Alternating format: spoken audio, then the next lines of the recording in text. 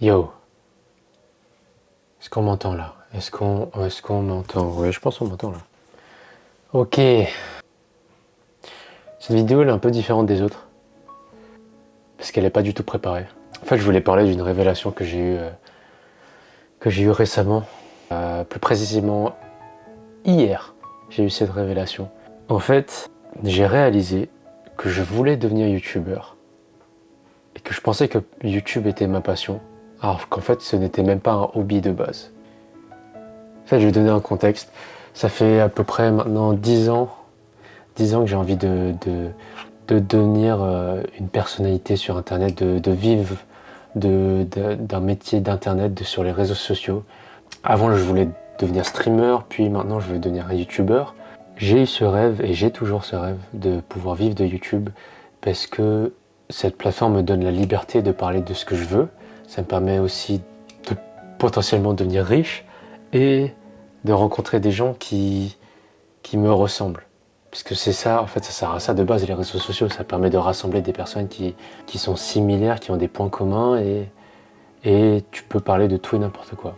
Et je trouvais que c'était incroyable, parce qu'en plus, non seulement tu peux travailler pour toi-même, tu n'as pas la pression d'un boss, tu n'as pas la pression de collègues, tu peux travailler, tu peux être ton propre patron, tu peux travailler dans le confort de ta maison, et tout était parfait pour moi.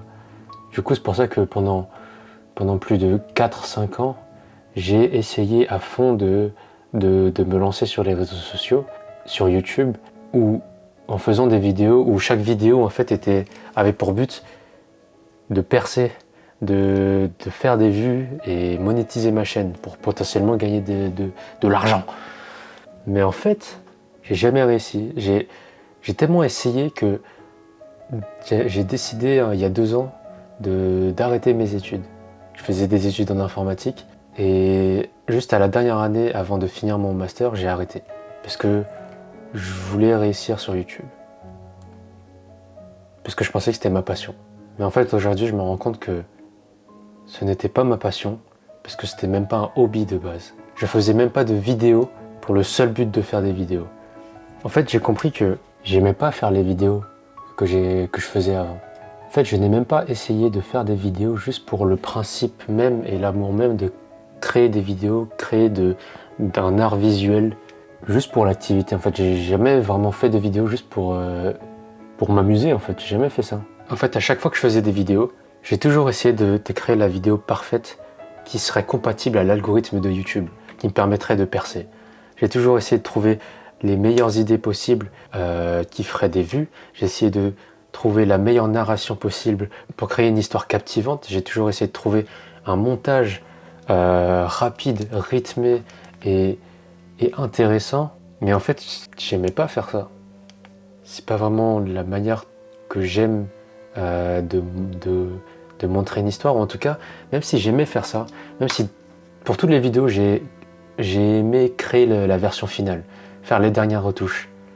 Pour toutes les vidéos, j'ai ressenti un sentiment de fierté quand j'ai sorti la version finale. Je me suis dit, ah, c'est moi qui ai fait ça. Donc techniquement, oui, j'aimais bien faire les vidéos, mais en fait, ça me demandait beaucoup trop d'efforts, et je sortais beaucoup trop de ma zone de confort, et surtout, je m'amusais pas sur le moment. Sur les 20 heures, sur les 30 heures et 20 heures de la création de vidéos, que ce soit du brainstorming à la finalisation, j'ai peut-être kiffé 1 heure. Et je me rends compte maintenant que c'était pas la bonne approche. C'est pour ça que j'ai pas jamais pu sortir des vidéos régulièrement. Je me suis toujours donné comme objectif de sortir une vidéo par semaine, une vidéo par mois, j'en sais rien, une vidéo toutes les 2 semaines. Mais en fait, j'ai jamais pu, parce que je burn out au bout de 2 vidéos. Parce que finalement, j'avançais un peu contre le courant.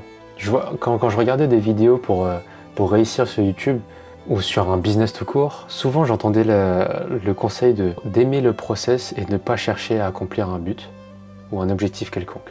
Au lieu d'essayer d'atteindre un objectif spécial à la fin, au bout du tunnel, je sais pas trop comment expliquer ça, c'est mieux de kiffer le process et d'aimer chaque étape, chaque seconde dans la production en fait de créer une vidéo. Et en fait je pensais que j'aimais, je pense que je me mentais à moi-même, je pensais que j'aimais.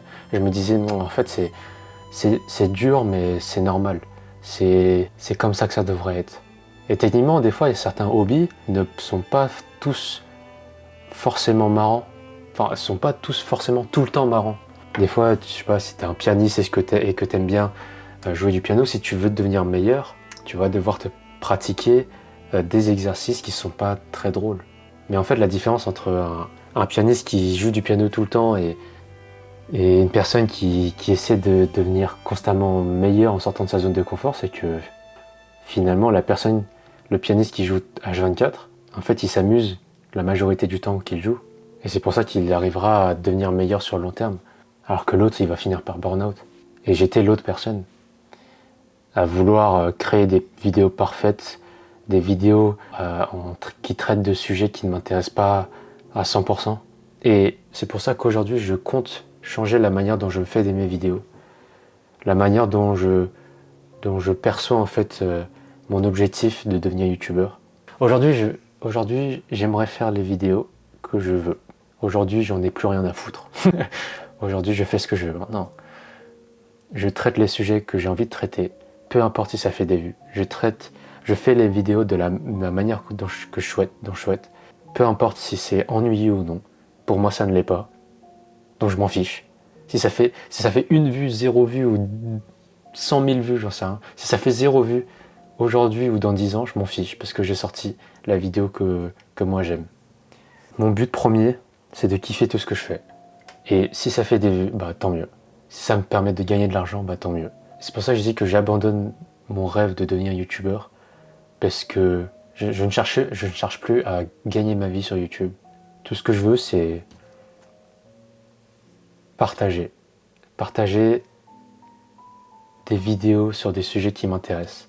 Et c'est ce que j'aime faire.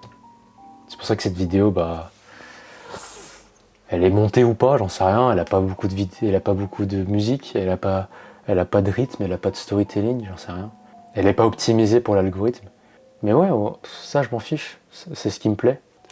En réfléchissant sur l'idée que je dois d'abord traiter YouTube comme un hobby et comme une passion avant d'être un métier, je me suis posé une question qui me permettrait en fait de vérifier si ce que je faisais me plaisait vraiment. C'était si jamais cette vidéo ne fait aucune vue dans le futur, si jamais je sais que cette vidéo ne fera aucune vue dans le futur, est-ce que je la ferai quand même? Et pour cette vidéo-là, oui. Franchement, oui. Mais j'ai regardé toutes les vidéos que j'ai faites avant.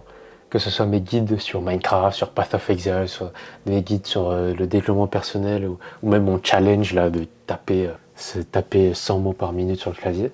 Et bah si je savais qu'elle faisait 0 vue, et bah je les ferais pas. Je les ferais pas. Il y en a aucune que j'aurais faite.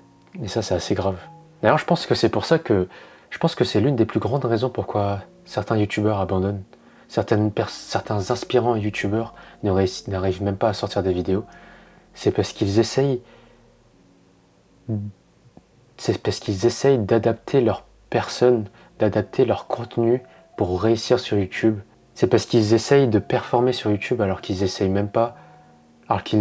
n'aiment même pas faire de vidéos de base. C'est parce qu'ils essayent d'optimiser leurs vidéos pour réussir, mais qu'ils n'aiment pas ce qu'ils font en fait. Ils ne sont pas passionnés par ce qu'ils font. Et à cause de ça, ils n'arrivent pas à tenir sur le long terme. Et c'est pour ça que c'est un de mes conseils que je donnerais. Si jamais on me demande comment faire pour peut-être, je sais pas, réussir sur YouTube, ou juste sortir des vidéos régulièrement, que ce soit aux autres ou à ma version plus jeune de moi-même, ce serait de faire ce qui te plaît le plus avant de produire des vidéos qui réussiront sur YouTube. Ton amusement doit être la fondation pour chacune des vidéos que tu produis. Puis après, tu essaies de créer, en bonus, tu essaies de créer une stratégie marketing autour pour qu'elle fonctionne. Mais cette stratégie-là ne doit surtout pas briser cette fondation qui est, en fait, ton amusement. Si imaginons tu te dis je dois faire ce montage là pour réussir sur YouTube, mais si tu vois que ce montage-là va te dégoûter de YouTube, alors ne le fais pas. Si tu vois que cette intro-là, je dois faire une intro dynamique, rythmée, rapide, et tout, et que t'aimes pas faire ça, bah le fais pas. Si tu suis une vidéo YouTube où ils te disent tu dois couper chaque pause et tout, et que t'aimes pas faire ça, ne le fais pas. Tu dois d'abord faire ce qui te plaît avant de faire ce qui fonctionne. Je sais pas si c'est clair, mais voilà, j'ai voulu, voilà mon message. Et à partir de maintenant, je vais faire mes vidéos en suivant ce principe, qui est de kiffer avant d'optimiser. Et ouais, hein. Et je pense que c'est la bonne voie. Peut-être que c'est grâce à ça que je vais faire des vidéos régulièrement, qui sait. Voilà, c'est tout pour moi. Merci de m'avoir écouté.